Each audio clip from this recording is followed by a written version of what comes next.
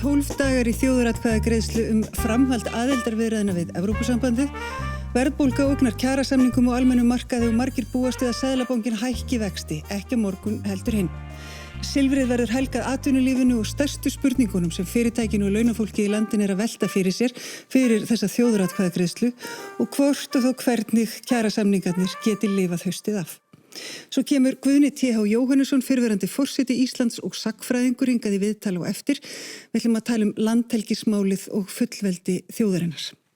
En við ætlum að byrja á atvinnulífinu. Velkomin öll. Guðmundur Kristjánsson, þú ert forstjóri Brims, útgerðarfyrirtækisins. Sveinn Sölvason, forstjóri Embla Medical sem áður hét Össur, ekki satt? Rétt.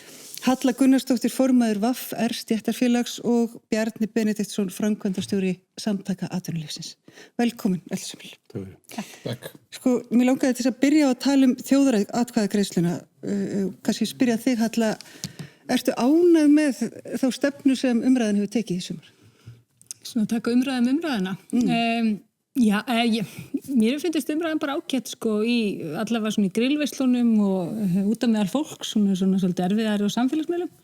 Við auðvitað í VAFR höfum verið að reyna að halda fókus á því sem skiptir okkur mestu máli akkurat núna sem eru kjarasamningar og forsendubrestur þeirra og auðvitað hefur þetta stundum svona aðeins þvælst saman.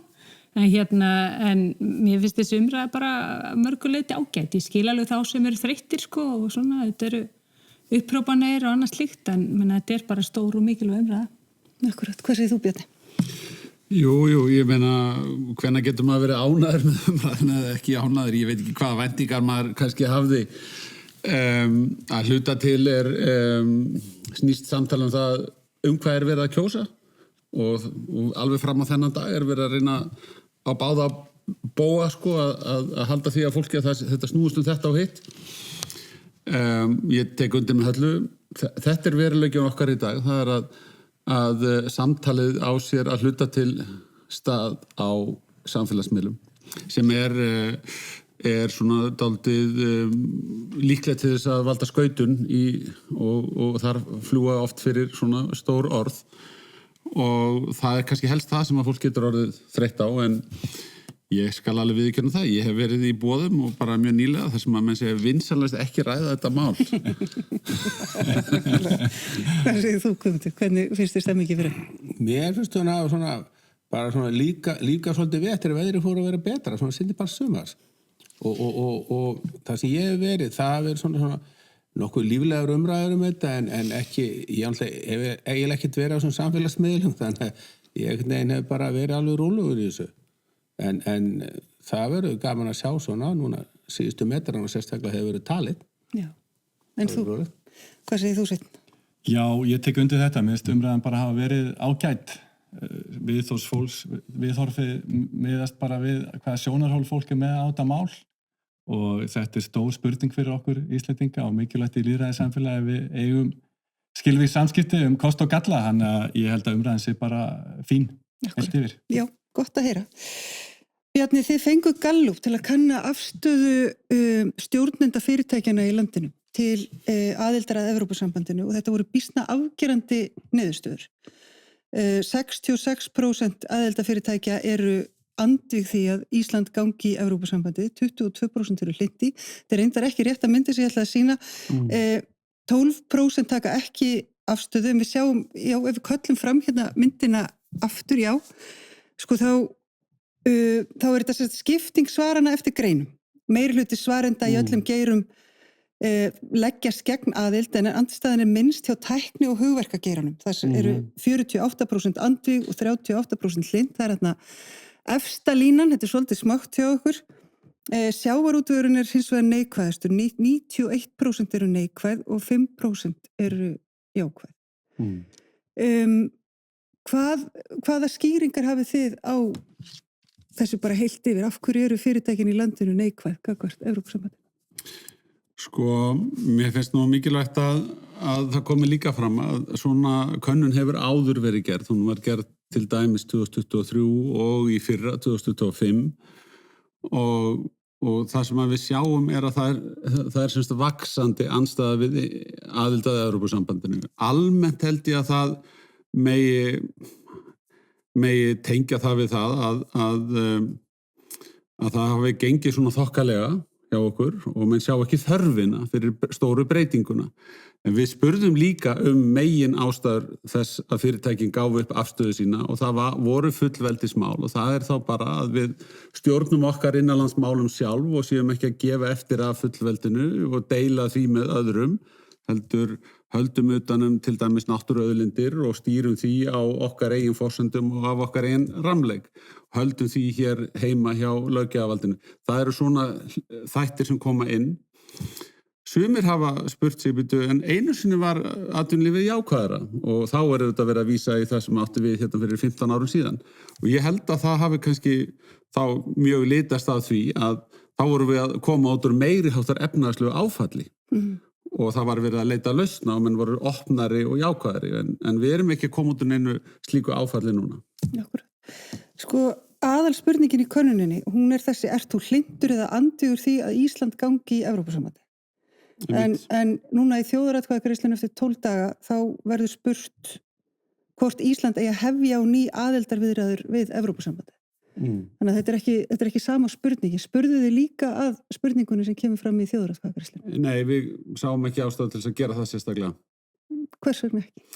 Sko, við viljum að það sé svolítið samfella í spurningavagninum hjá okkur, þannig að við söfnum gögnum yfir tíma og þessar spurningar eru að kallast á við eldri kannanir sama mál.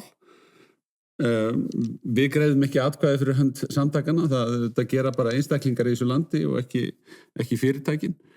En síðan má þetta halda því fram og það nú svona hluti af þessari umræði sem hefur átt sér stað í sumar og við vorum að ræða hérna áðan, að þetta sé nú nátengdar spurningar. Já, alveg algjörlega sko. Það sko Sveinn, þú stýrir einu stærsta fyrirtæki landsins, þessu stóðtækjaframleiðandanum Emblu Medical og tækni og hugverkaiðnaðurinn langjákvæðastur gagnvart Evrópusambandinu miðað við þessa könnun, þó flestir séu neikvæðir. Hvað skýrir það? Hvers vegna greinin þín jákvæðari heldur en aðrar atvinnugreinar? Já, þessar tölur eru áhugaverðar og koma kannski ekki á óvart, finnst mér, allavega hvað varðar svona afstöðu fyrirtækja í þessum geira. En eins og þetta horfir við mér, þessi spurning á Ísland að taka þetta síðasta skref inn í Evrópusambandið, þá þetta fyrst og fremst spurningum annars vegar hvernig ætlum við að staðsetja okkur í breyttum heimi og hvernig ætlum við að velja okkur þá umgjörð sem styður við verðmætasköpun hér á Íslandi. Nú hef ég alla mína starfsævi unnið í alþjóðaviðskiptum og fengið þjálfun í leikreglum sem að hafa fyrst og fremst byggt á alþjóðlegum viðskiptum, frelsi í viðskiptum og einhvern veginn allur heimurinn sé undir. En þessar reglur eru alveg breyttar og stór lönd hafa ákveðið að nýta sér sína starf fyrst og fremst sér til hagsbóta og það kerfi sem við erum að koma úr hefur verið mjög hagfellt fyrir lítil opin hagkerfi eins og Ísland en getur verið krefjandi, það að segja þetta nýja umhverfi og við þurfum að vanda mjög vel til verka hvernig við ætlum að staðsetja okkur í þessum breytta heimi. En hvað verðmætasköpunina var þá hefur við náð ótrúlega miklum árangri í því að auka framlag frá fyrirtækjum sem byggja allt sitt á hugviti á síðustu árum.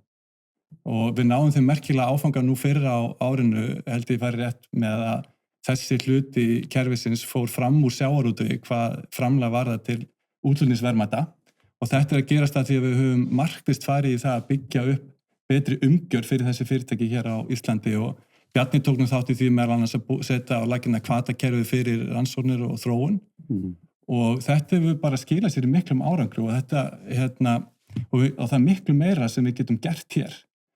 En ef ég horfa á það fyrirtæki sem ég starfa fyrir, Emblu Medical, móðurfélag Össurar, þá má segja að það sé að Jón Sigurðsson fyrrum forstjóri sagði stundum að Össur væri svona óskilgetið afkvæmi EES-samningsins. Sá samningur bjóð til umhverfi hér sem gerði það að verkum að svona fyrirtæki gat orðið til hér á Íslandi og aðgengi að innri markanum, frjálst flæði fjármagns og starfsfólks og umhverfi hér heilt yfir gott og við höfum alltaf unnið með þá styrkleika sem í umhverfinu og reynt að takmarka veikleikana en stærsti einstaki veikleikin íslenska krónan og allt kerfið í kringum hana. Og við höfum markvisst alltaf unnið að því að takmarka áhrif íslensku krónunar á okkar rekstur og einfaldlega á áferð fyrirtækisins með erlendri fjármögnun, uppgjör í erlendri mynt, ýmsa varnir gegn flökti á litlum gjaldmiðli og við fundum líka fyrir að þetta svona, hefur ekki jákvæð áhrif hvað var áhuga erlendra fjárfesta og fjárfesta á Íslandi og þetta mjög stórt mál. Kostnaðurinn í kringum þetta kerfi mikill og sumt þetta að mæla, annað ekki því það eru líka tækifærin sem aldrei urðu sem að kosta okkur mikið og þetta finnst mér skipta mjög miklu máli, skipti fyrirtækinu þessum geira máli. En hér ég bara líka bjartsýnn, við eigum ótrúlega tækifæri í þessum hugverkaiðnaði. Við erum með mikið mannauðs og menningu í kringum nýsköpun, við erum óhrædd við að taka áhættu, við erum með lítinn heimamarkað, þurfum alltaf að hugsa strax út fyrir landsteinana og þetta okkar verðmætasta auðlind. Þess vegna finnst mér mikilvægt að við vinnum okkur í gegnum þessa viðræður. Já, talandi auðlindir, Guðmundur, þú stýrir stærsta útgerðarfyrirtæki landsins og Brim var nú bara að kaupa lýsi bara núna í síðustu viku. Þið útgerðarmenn eru vægast sagt lítið spenntir fyrir Evrópusambandinu en það lítur á könnunina, 91% vill það ekki. Það bara vegna auðlindamálana helduru, vegna sameiginlegu sjávarútvegsstefnu Evrópusambandsins eða einhverjar aðrar ástæður hérna baki? Ég held að sé að því flestu sjálfsfyrirtækin í dag honum gömul fyrirtæki, reynslu miklu stjórnendur og við munum vel landhelgisstríðið og það var á brattan að sækja fyrir 30-50 árun og seinna að tala með umgjörðina að við lögðum mikið á okkur sem íslensk þjóð til að ná landhelginni. Við áttum ekki til pening fyrir 50-100 árum til að kaupa stór skip. Erlendar þjóðir nýttu eiginlega öll okkar fiskimið, við vorum bara árabótun. Og svo þegar við fáum sjálfstæði þá förum við að fá stærri skip og við förum að mennta okkur sjómenn. Svo kemur alþjóða hafréttarsáttmálinn 1982 og þá erum við búin að sjá eins og margar aðrar þjóðir að það var verið að ofveiða fiskistofnum allan heim. Að því tæknin var svo mikil í þessum stóru skipum, það var ekkert mál að klára fiskistofna og þegar við setjum okkar kerfi 1983 þá það grundvöllurinn frá hafréttarsáttmála Sameinuðu þjóðanna og við tökum þetta að setja veiðiréttin á fiskiskipin og það var líka eins og ef við hefum ekki verið með 200 mílnar þá kannski erlend skip átti eða allan veiðiréttin, við áttum ekki skip fyrir þennan tíma. Þannig að ég hugsa, og svo erum við búin að kynnast Evrópusambandinu og þar hefur verið mikil ofveiði á þeirra fiskistofnun, það mikil styrkir og þegar við förum, það eru sum lönd sem eru með góð og fín skip, það eru fullt af löndum sem eru ekki með góð skip og sjómenn eru láglauna og annað. Þannig að ég held að ástæðan okkar sé svolítið að við erum varkár og við sjáum hvað þetta og reglugerða fargani í Brussel. Ég fór náttúrulega fyrir 2 árum með SA og ég hugsa átt bara, maður hann að vera svolítið klár til að geta bara lesið þetta allt og hvað þá skilja þetta. Þannig að ég held að stjórnendur í sjávarútvegi, kannski erum við ekki drossalega góður í ensku, en nú komið gervigreindin til að hjálpa okkur að því þetta allt. En mér finnst þetta óttalega flókið þarna í Evrópu. Já, en það hefur verið talað að Ísland ef við færum inn í Evrópusambandi þá erum við stærsta fiskveiðiþjóðin og sægir, einhverjir möguleikar í því fyrir sjávarútveginn að fara þarna? Íslensk fyrirtæki hafa eiga stærst útgerðirnar í Evrópu, bara í Þýskalandi og fleiri löndum og auðvitað það tækifæri fyrir okkur en Ísland náttúrulega lítið og ég var bara að hugsa núna því ég var að keyra helgina hvað veginn var ríkalega lélegir á Snæfellsnesi því að Reykvíkingarnir hafa gleymt okkur á Snæfellsnesi þannig og það ekki náttúrulega 450 manns á Rif og Hellisandi þannig að ég var að hugsa heldur að Evrópubúarnir bara gleyma okkur ekki eftir 5-10-15 ár í sjávarútveginu.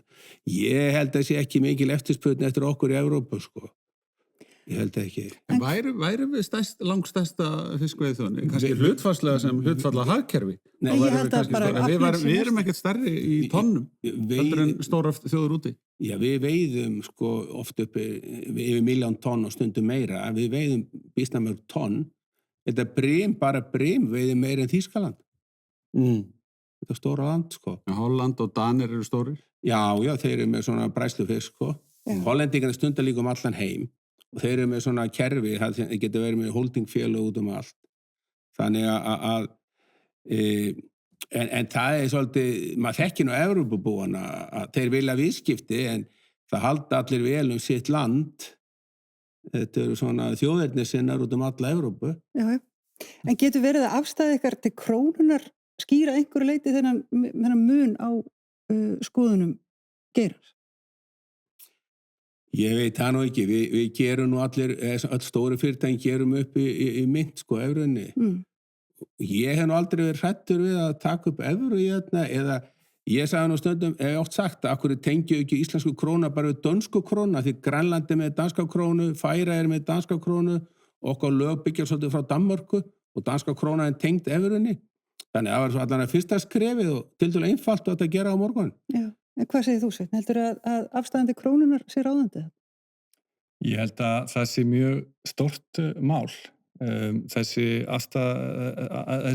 myntmál, það er að segja hvað er besta mögulega umgjörðin fyrir okkur og henta sjálfsagt mismunandi hluti fyrir mismunandi hluta atvinnulífsins.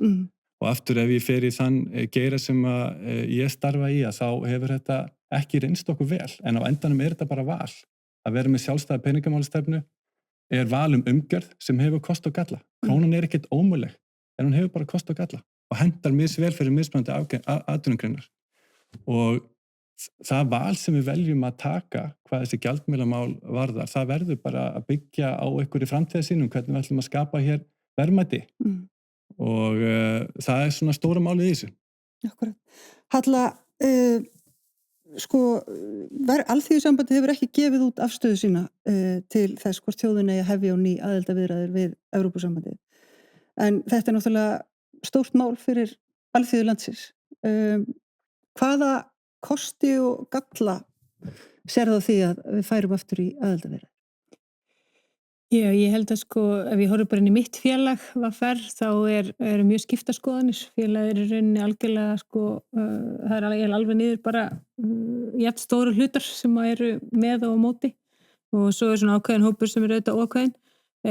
Í stjórn VFR fólk með mjög skipta skoðanir, þannig að þetta nú bara svona mál sem að við í verkalýðshreyfingunni auðvitað erum endurspeglun þjóðina og þetta bara mál sem að fólk sér ólíkar hliðar.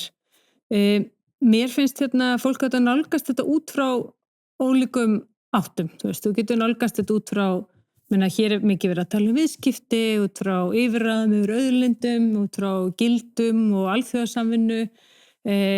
Ef maður horfir á þetta eingöngu út frá hagsmuni launafólks, þá er það líka bara flókin mynd, sko. Það eru þetta svona væntingar að mögulegt taka evru myndi leiða til lægri vaxta og hugsanlega betri lánskjara og jafnvel meiri samkeppni. Það er ekkert í hendi þar, þið vitið.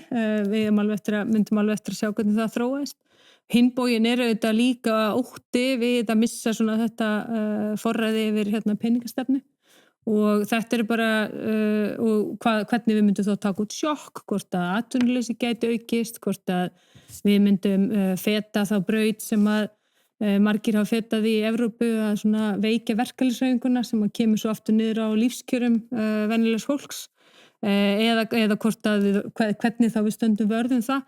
Þannig að allt þetta svona atriði sem að koma upp í umræðum innan verkalýðshreyfingarinnar og mér finnst bara mjög eðlilegt að innan svona stóra hreyfingar séu skipta skoðanir þó þannig væri. Já.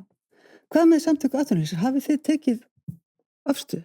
Nei, við höfum ekki gert það og það auðvitað má lesa það úr tölunum að það eru skiptar skoðanir þó að línan sé heilt yfir nokkuð svona hrein og það sé vaxandi andstæð við inngöngu í Evrópusambandið með við fyrri kannanir að þá þótti okkur ekki rétt að vera að beita okkur með einhverjum hætti en það væri við þá nú ekki að starfa kannski í þá allra félagsmanna.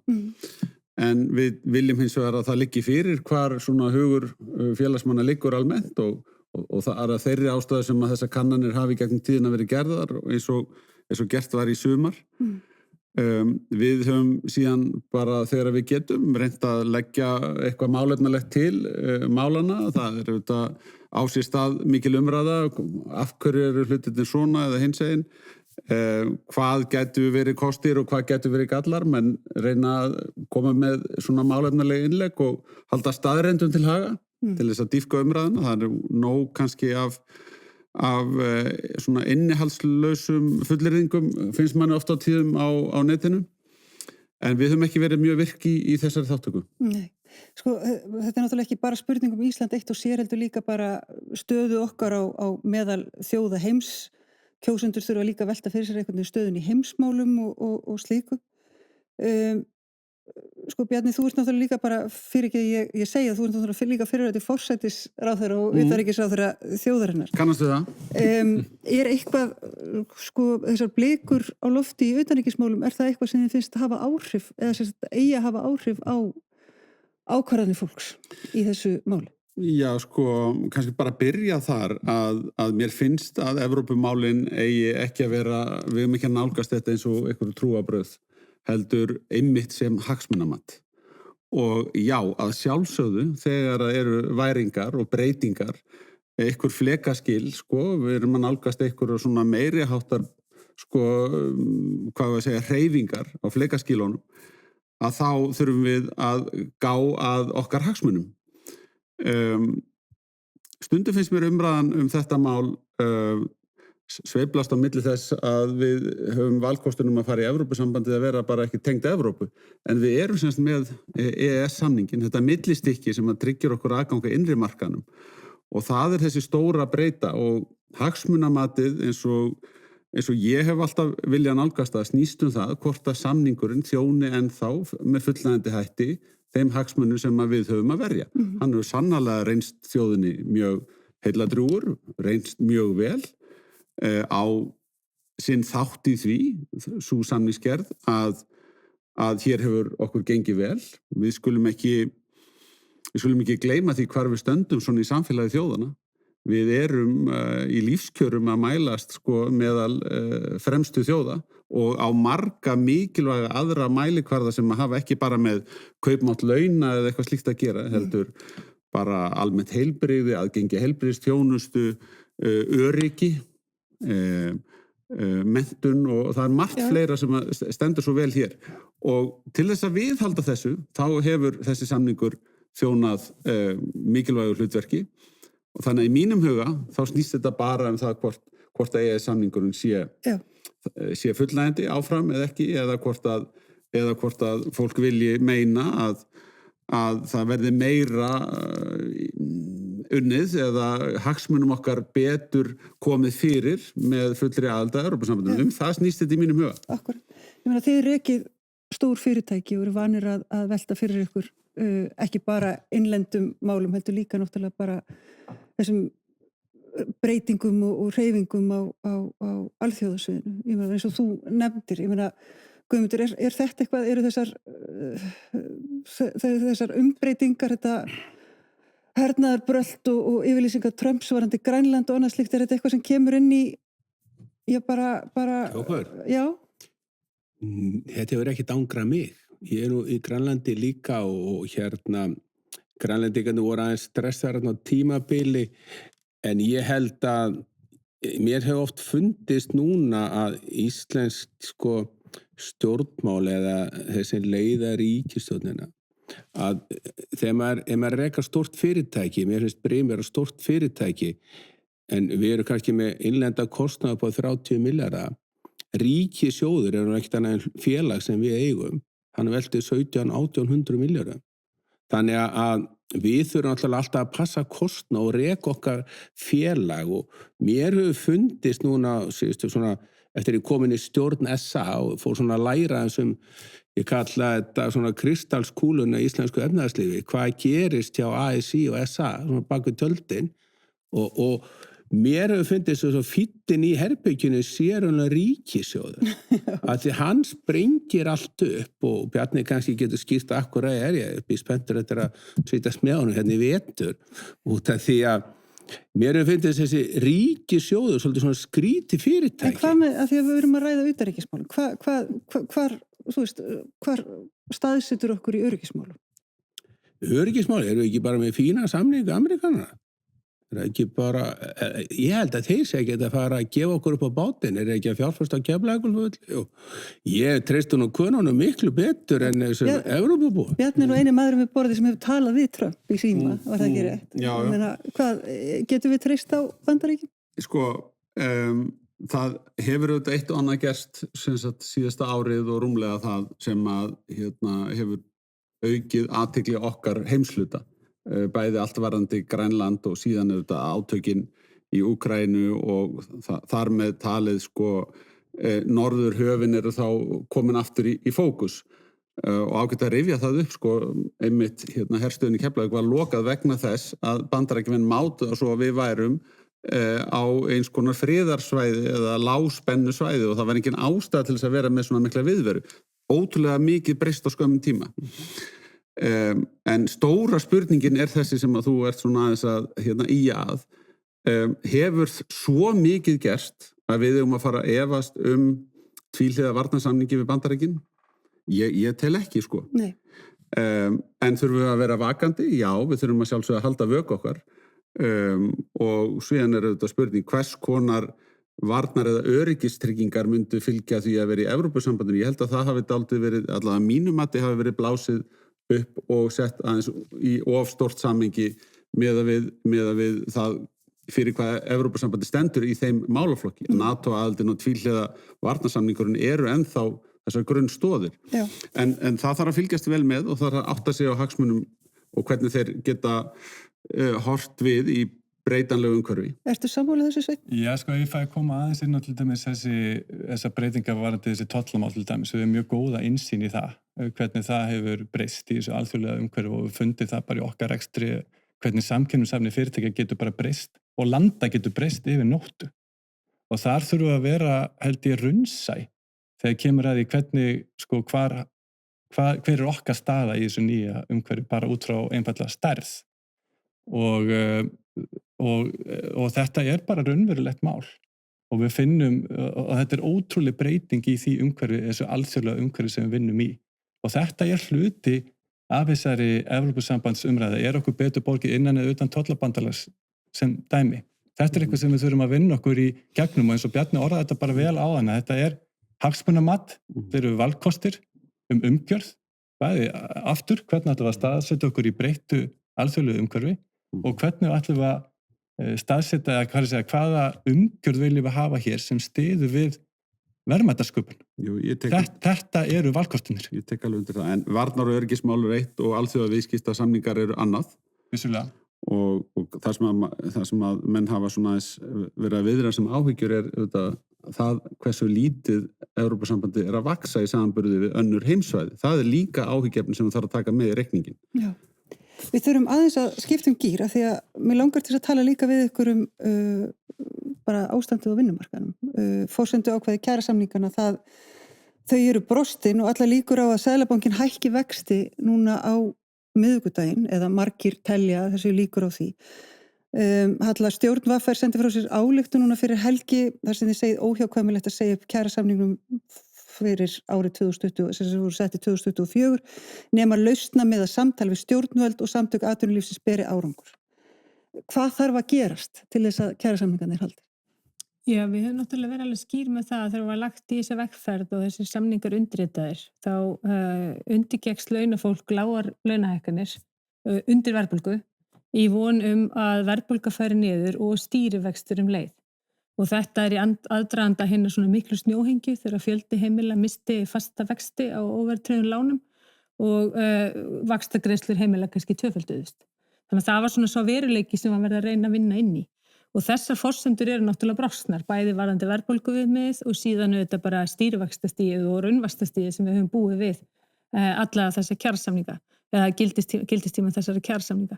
Það sem þarf að gerast er náttúrulega að þeir aðilar sem sögðust ætla að taka þátt í þessu verkefni með okkur, geri það. Og þá erum við annars vegar að horfa á fyrirtækin í landinu sem hafa svona verðmótandi áhrif, en hafa verið að auka við hagnað sinn á verðbólgutímum, en hefðu getað haldið aftur á verðhækkunum.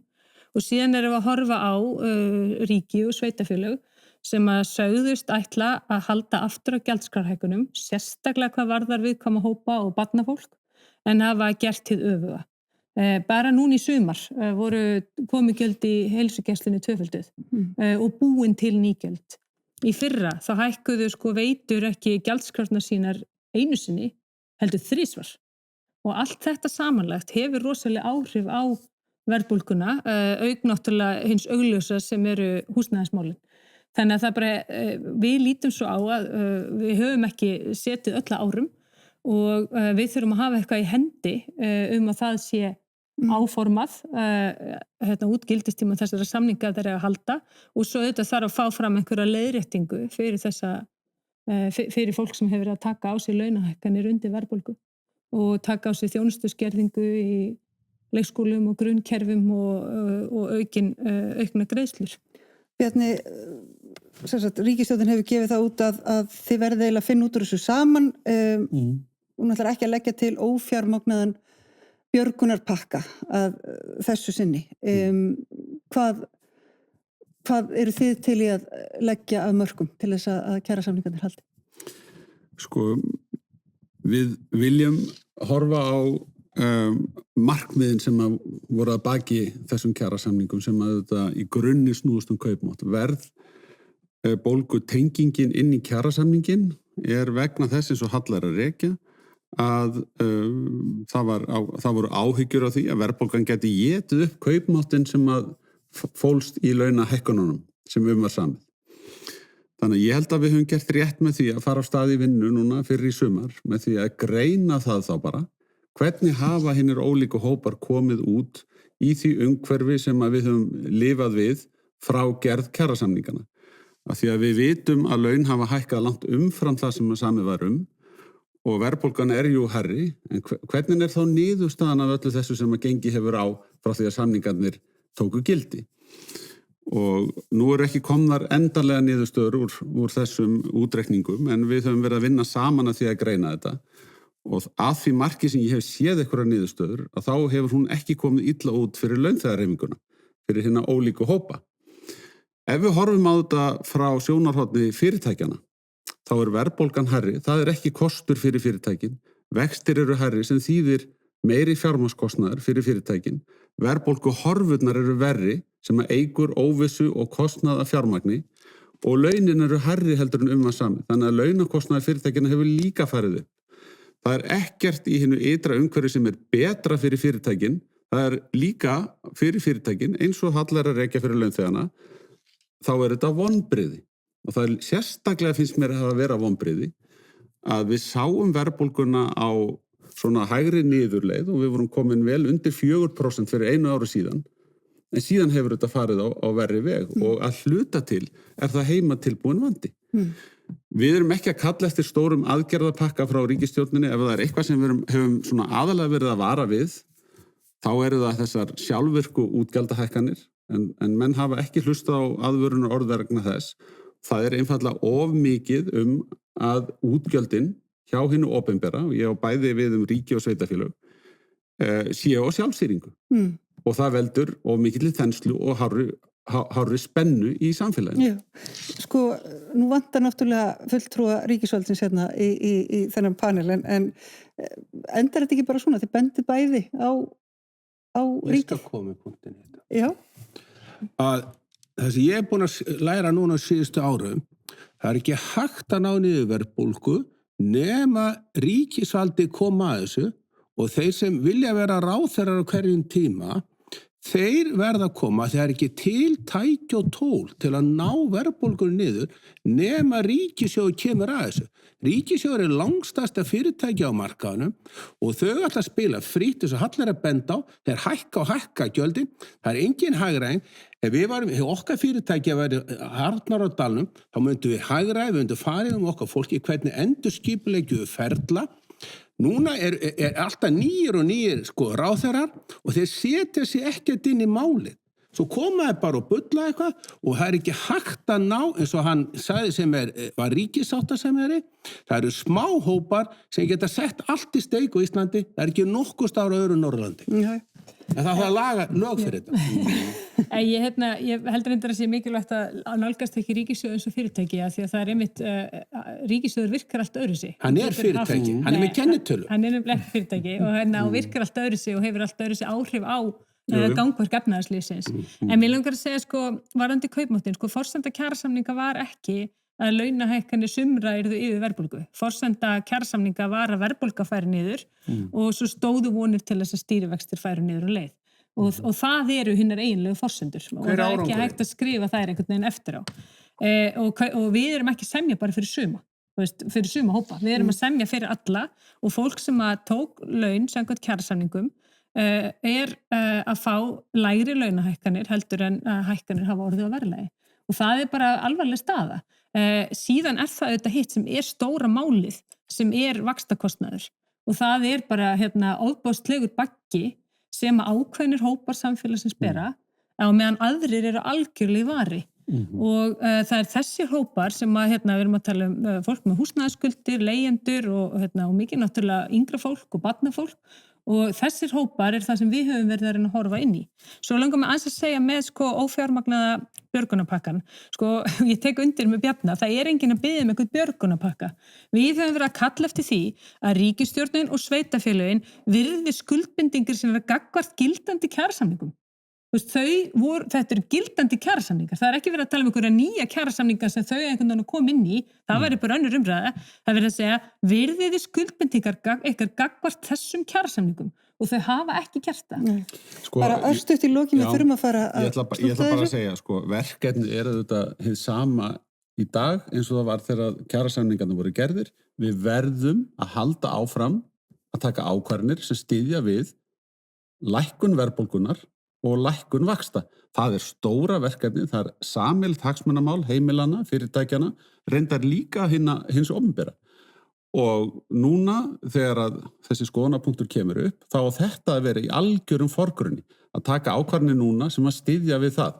Ekki að gera hluti sem að gera öfugt, auka á vandan. Það er til dæmis, í mínum huga augljóst, að sá vandi sem að Hall er að lýsa og er raunverulegur hjá ákveðnum hópum, hann væri ekki minni ef við höfum hækkað launin tvöfalt til dæmis í síðustu kjaralotu. Nei, en svo eru launahækkarinn þar tæki sem við höfum, Það er tæki sem við höfum þess að knæða frá leiðréttingu. Við verðum að læra sögur. Ég ætla að leyfa Sveini að ljúka verðhækkana. Östuði, svo sem ekki mikið þessa svo sem samningarna bæta núna, en þetta er kunnuleg stað sem við erum í.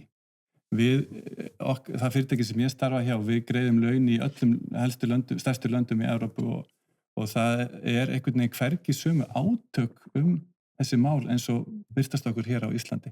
Það er svo lítið traust á milli semjandi aðila hverju er til skiptana, lítið hagkerfi, fáa tekjustóðir, verðtrygging, gjaldmiðil sem flöktir og það er eitthvað í þessari umgjörð sem við erum að vinna með sem að virkar ekki vel. Ég held að allir séu alltaf verið að vinna sína vinnu vel og vanda sig. Kannski einhvern tímann hafa verið gerð einhver mistök en ég held, og þetta er mikilvæg hluti af þessari Evrópusambands umræðu. Hvaða umgjörð ætlum við að velja okkur? Það er eitthvað í þessari umgjörð sem við erum að vinna með núna sem virkar bara ekki. Við getum haldið áfram að gera sama hlutin, það mun ekki skila nýri niðurstöðu. Sveinn Sölvason, þetta verða að loka orðin að sinni. Guðmundur Kristjánsson, Bjarni Benediktsson, Halla Gunnarsdóttir, takk kærlega fyrir komuna. Og við ætlum að taka stutt hlé á meðan þið rísið úr sætum og Guðni T.H. Jóhannesson kemur sér fyrir. Ekki fara langt.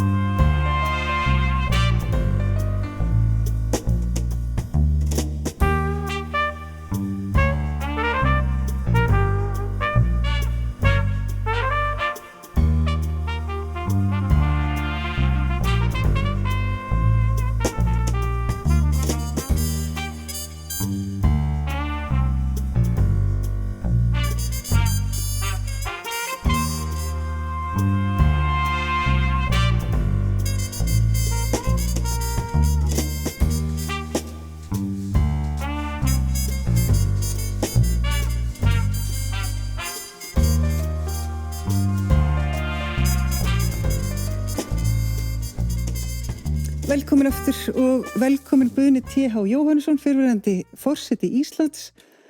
Þú ert komin aftur í sagnfræðina. Já, bestu þakkir fyrir að bjóða mér og Já. þar líður mér vel. Já, þú gegnir stöðu prófessors í nafni Jóns Sigurðssonar og elur mannin hvað á Hrafnseyri við Arnarfjörð þegar ég... Já, ég fer þangað öðru hvoru og hvet nú landa mína til þess að leggja leið sína þangað á þann sögufræga stað og ég hef notið þess mjög að vera þar vestra, nú síðast á þjóðbúningaháttíð, meira að segja. Já. Svo ertu líka að gefa út aðra bókina þína sögu landhelgisdeilunar, núna bara 1. september. Jú, Ekki satt? 1. september merkur dagur í landhelgissögunni.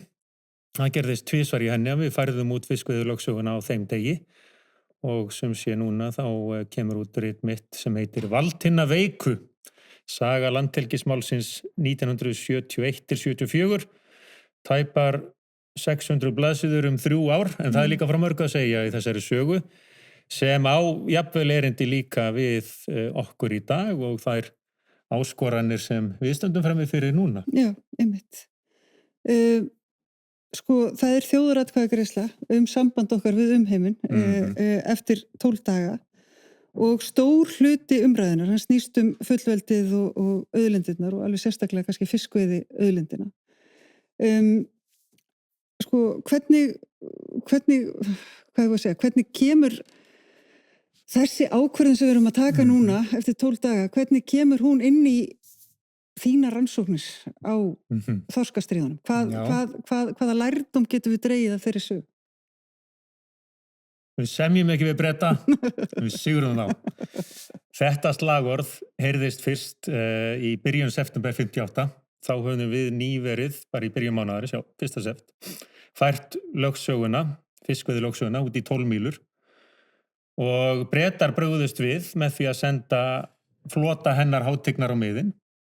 Við vorum ekki fyrsti til að færa út í 12 mílur, Sovétmenn höfðu gert það og á sama tíma voru ríki í Suð- og Mið-Ameríku að gera tilkall til jafnvel 200 mílna, en svona brugðust þeir við þarna og þetta sameinaði auðvitað þjóðina í algerri andúð á þessum bólabrögðum. En það var óskup lítið sem við gátum gert á þeim tíma. Bretar gátu varið sína togara fyrir sem sé varðskipum okkar, fáum og smáum. Það var til nýtt orð í íslenskri tungu að illegala. Það var sem sé þannig að varðskipsmenn sigldu upp að breskum togurum og hrópuðu á kraftmikilli íslensku, með íslenskum hreim á ensku til landhelgisbrjótanna bresku. You are fishing illegally in Icelandic waters, you must leave immediately. Og þeir sögðu bara bugger off. Og það var ekkert annað sem við gátum gert þarna. En svo heldur sagan áfram og örvæntu ekki, ég ætla ekki að hafa fyrirlesturinn mjög langan.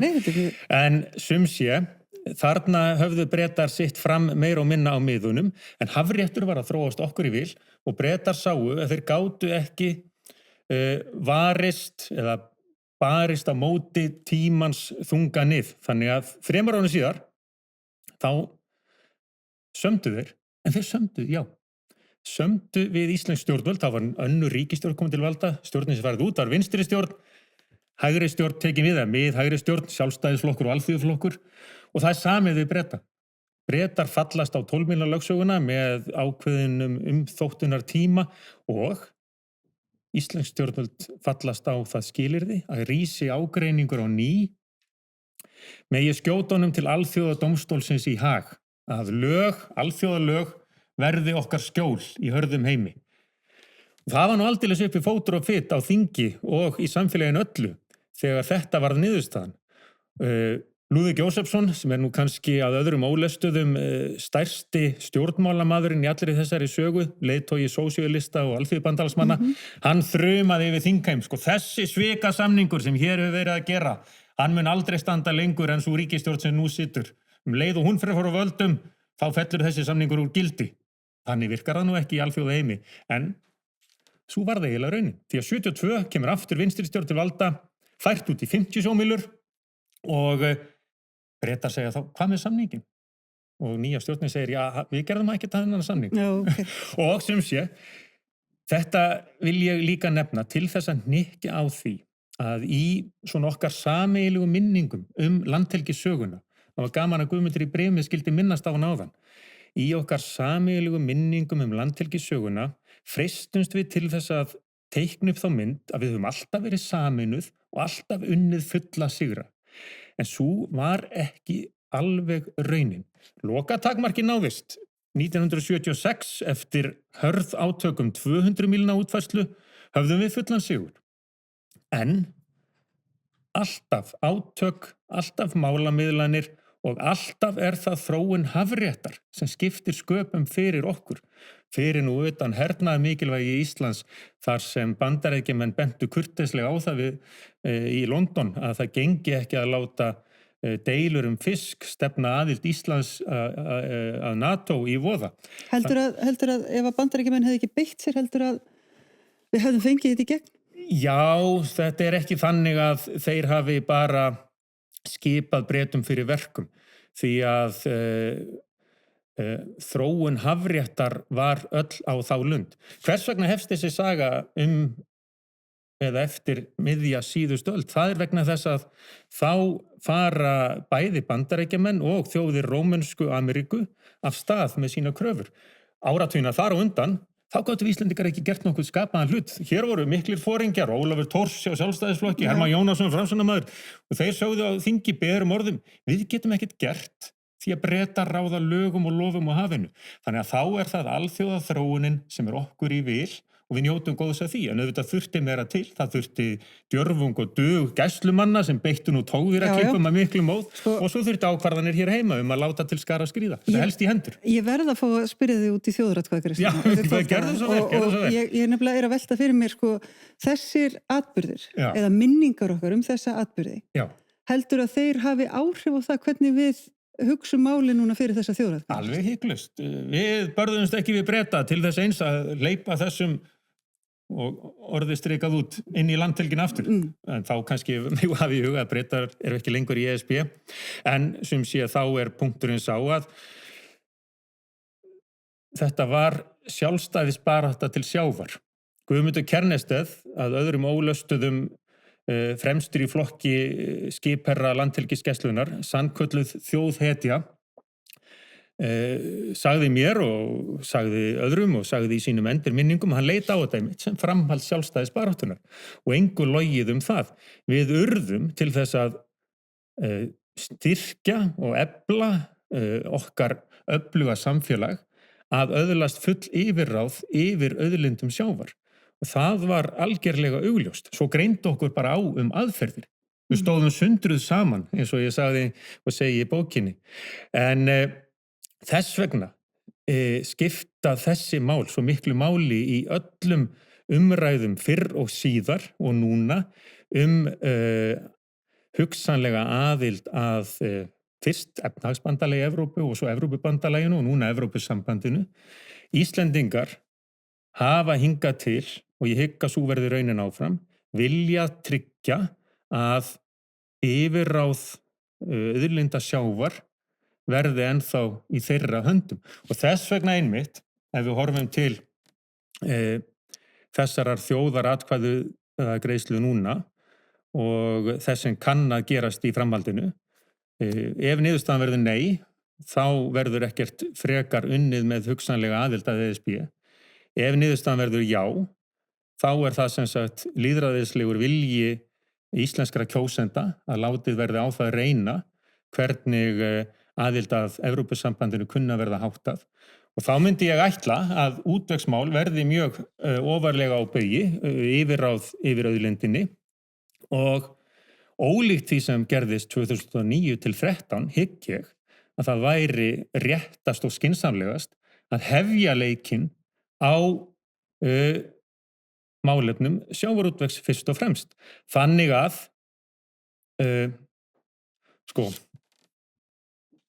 Simon og Garfunkel þeir sungu einu sinni það að það væru 50 leiðir til þess að ljúka sambandi og ég vissum að það eru fleiri en ein leið til þess að hefja samband. Hvernig sækir maður aðild að Evrópusambandinu? ég myndi ætla að í tilfelli Íslendinga, ef svo verður raunin að meiri hluti kjósenda vilji það, þá komi í þeirri umsókn fram að Íslendingar muni ekki sýna því áhuga að ganga í sambandið nema tryggt verði á skýran hátt að yfirráð yfir auðlindinni verði áfram í höndum Íslendinga og það þá bara fyrsta skrifið og alltaf verði ekki bara síðasta skrifið, ekki myndi nú telja það, en þá lægi það fyrir strax í byrjun og þetta held ég að sé mikilvægt að hafa í huga þegar fólk leiðir hugana því hvernig þessar aðildarviðræður kynnu hugsanlega að fara fram að því gefnu að meiri hluti íslenskra kjósenda styðji þá vegferð núna í þjóðaratkvæðagreiðslunni. Heldur að við fengjum þetta í gegn? Já, hvaða leið til þess að fá úr því skorið? Já, það hlýtur að vera að spyrja. Þú sagði það. Sem sé, það stóra spurningin í þessu öllu saman. Ég held að þetta sé eitt meginatriðið í huga margra. Yfirráð yfir auðlindinni og auðvitað sérstaða íslensks landbúnaðar líka, að þar verði gulltryggt að það verði horft til þess að aðstæður hér eru með allt öðrum hætti en á meginlandi Evrópu til dæmis. Þannig að En ekki reynslan af landhelgismálinu sá að við séum best komin með það fyrirkomulag sem við búum við í dag? Reynslan af landhelgissögun svo að á 20. öld snerist öll okkar velferð það að tryggja yfirráð yfir auðlindinni og sá lærdómur lifir enn í dag, ekki bara í raun og veru, heldur líka í hugum okkar Íslendinga og átti ráðamenn í Brussel sig ekki á því, þá eiginlega betra að láta gott heita bara fyrr en seinna. Þannig að það ættu að vera skilaboðin héðan. Við höfum skapað hér fiskveiðistjórnunarkerfi sem ekki gallalaust. Ég held að enginn dragi það í efa, en við höfum okkur hefur tekist betur en Evrópusambandinu og við viljum halda í þann árangur. Við erum hér sér á báti, við erum hér ein með okkar veiðireynslu síðustu áratugi og þetta myndi vera boðskapurinn. En svo aftur á móti þetta svo margt fleira sem kemur til álita. Það verður bara hver að fljúga eins og hann fyrir aðri. Ég hef engan áhuga á því að fólk hugsi hvað ég ætla að leggja til málana, en sjávarútvegsmálin skipta svo miklu máli í ljósi landhelgissögunar. En svo það bara annað, tók eftir því að Halla minntist hér áðan á Gunnarsdóttir á krónuna, eða Sveinn Sölvason. Og við krónan hlýtur að koma til álita þarna líka og hún, eins og Sveinn minntist á, nú bara ákveð vandræða barn, það er frábært að eiga hana, en það er ferlegt að skulda hana og þessi munur á Íslandi bara meiri heldur en víða annar staðar. Og hversu mörg heimili eru það á Íslandi?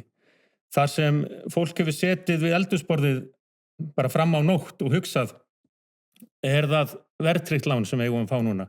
Það óverðtryggt? Eigum að svissa yfir? Eigum að hafa þetta jafnt? Á meðan eru fyrirtæki eins og fyrirtæki Sveins, þetta öfluga útrásar nýsköpuna fyrirtæki með meira og minna allt sitt í evrum. Og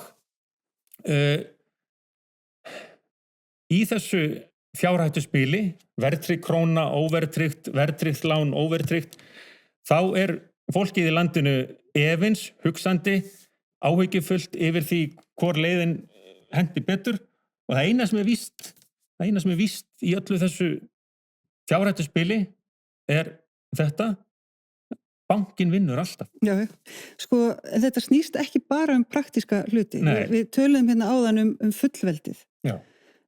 Og það það sem flestir stjórnendur íslenskra fyrirtækja nefna fyrst þegar þeir gefa upp ástæðu sína fyrir afstöðu sinni til þess hvort Ísland eigi að ganga í Evrópusambandið. Já. Þú veist, það er ekki vextir eða króna eða auðlindin, það er fullveldið. Já, Sem er þetta hlaðna stóra hugtak sem við erum einhvern veginn að vinna með. og það er mér svo mikilvægt, Sigurður, að sko við gerum ekki lítið úr því. Sigurður Líndal heitinn, lagaprófessor, sagði EES-samningin að nú ætti sér stað ein mesta breyting á íslensku lagaumhverfi frá upptöku Jónsbókar og Járnsíðu fyrir margt löngu. Þannig að mér finnst að það sé brýnt í allir þessari umræðu að við getum kallað það stríðandi fylkingar, því að eins og skoðanakannanir hafa verið er það ekki mikill munur á já hliðinni og nei hliðinni, að fólk reyna að bera virðingu fyrir sjónarmiðum hins. Já, en þetta var ég bara velta fyrir mig þessu fullveldis hugtaki. Sko, fólk hefur raunverulegar áhyggjur af því að fullveldi þjóðarinnar sé í hættu ef við hefjum aðildarviðræður við Evrópusambandið. Já, og það er sjálfsagt að taka tillit til þess. Er þessi hætta raunveruleg? Það nefnilega fer eftir því hvernig þú skilgreinir hugtakið fullveldi. Nú gætu sprenglærðir lögfræðingar komið hér fram á sjónasviðið og aðrir og sagt í mínum huga er fullveldi algerlega kýrskýrt hvað það snýst um. En ef við lítum til dæmis á EES-samningin og hvernig hann hefur þróast, þá er það vissulega svo að þeir sem voru í fararbroddi þegar sá samningur var samþykktur myndu ekki endilega taka undir að hann hafi þróast eins og menn sáu fyrir sér þá. Þeir sem skrifuðu upp á þá, eða þau sem skrifuðu upp á þá, að ekki þyrfti stjórnarskrárbreytingar til þess að EES-samningurinn öðlaðist gildi á Íslandi, myndu kannski taka annan pól í hæðina núna, því að fullveldi þróast og breytist. Þau sem voru uppi hér á Íslandi 1918, þegar Ísland var frjálst og fullvalda ríki, myndu kannski klóra sér í hausnum núna og spyrja, er þetta frjáls og fullvalda ríki sem við sáum fyrir okkur 1918? Nei, því að fullveldi breytist og þróast í tímans rás og okkur hættir líka til og við freistumst til þess að skilgreina og túlka fullveldi eftir okkar eigin hagsmunum hverju sinni. 1944 við lýðveldisstofnun var fullveldist túlka þannig að hér yrði aldrei erlendur hér á friðartímum. 7 árum síðar arkar Bandaríkja hér hingað og við bara sættum okkur við það svona minnstu kosti meginþorri landsmanna.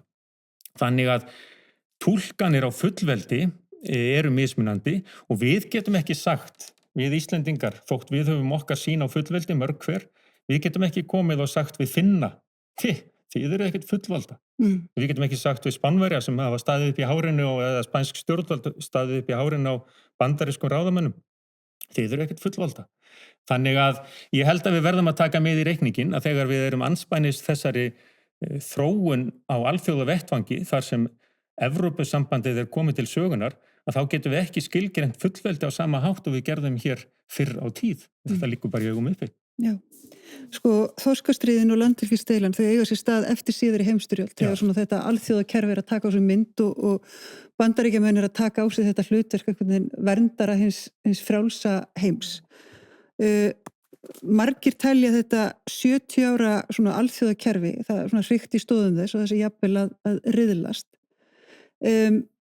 Hverju breytir það fyrir stöðu Íslands? Við erum smá ríki í hörðum heimi og frumskylda stjórnvalda eru auðvitað að tryggja öryggi og framtíð borgaranna.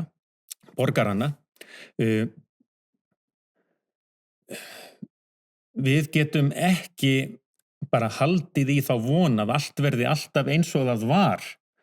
Við sjáum það með þróun Evrópusamrunans og við sjáum það með þróun mála í Bandaríkjunum. Núverandi forseti Donald Trump talar um það að hans leiðarljós og alþjóðavettvangi sé hans eigin sýn og hann taki tillit til alþjóðalaga út frá því. Nú koma forsetar og fara eins og við vitum, en mér segir svo hugur að næsta forsetaefni Repúblikanaflokksins gæti jafnvel reynt að verða meiri Trump en Trump sjálfur ef út í það farið.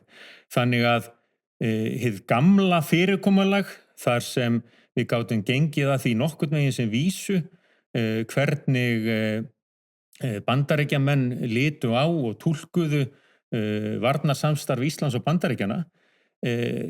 Það væri ansi hugrakum maður sem segði sem svo að það nú bara fyrirsjáanlegt að ekkert muni breytast í þeim efnum í framtíðinni. Þannig að það einn þáttur enn sem þarf að hafa til hliðsjónar. Já. Sko, við erum eiginlega búið með tíman, en mér langar bara til að spyrja þig, sko, skoðanakannanir benda til þess að það sé mjög mjótt á munum. Það rætt að umræðan sé hörð og þjóðin sé algjörlega klofin í afstöðu sinni. Koma þessi átök þér á óvart, eru þau óheppileg? Já, við getum hort til liðinnar tíðar og borið þessa umræðu núna saman við hörð átök til dæmis þegar ákveðið var að ganga í NATO, átök á Austurvelli 30. mars 1949. Auðvitað finnst manni þau sem ganga hvað lengst í svívirðingum og jafnvel ósannindum á samfélagsmiðlum ekki vera að gera gagn. Og mér finnst samt sem áður að megin þorri Íslendinga sé sæmilega sáttur við það að hafa fengið í hendurnar þetta verkefni að gera upp hug sinn í stóru máli. Við stöndum á krossgötum, við þurfum að velja þá leið sem okkur þykir farsælust og ég á mig nú bara þá von að hver sem niðurstaðan verði að þá berum við gæfu til þess náttúrulega í fyrsta lagi að virðana og svo saman að sjá þá til þess að hag Íslands verði sem best borgið. Við getum borið þetta saman við kristnitökun og Alþingi 999 þegar að vísu með öðrum hætti ákveðið var að feta eina leið en ekki aðra. Hinn erlendi siður var tekin upp, kristni, en hinnir heiðnu fengu að blóta áfram á laun og eigum ekki bara að segja þá að þau sem bíða lægri hluti í þjóðaratkvæðagreiðslunni muni þá bara blóta á laun en þá í kannski nútíma skilningi þess orðs. Við látum það verða lokaorðið. Takk fyrir kominninga Guðni T.H. Jóhannesson. Silfrið á enda, við verðum hér aftur að viku liðinni. Verið sæl.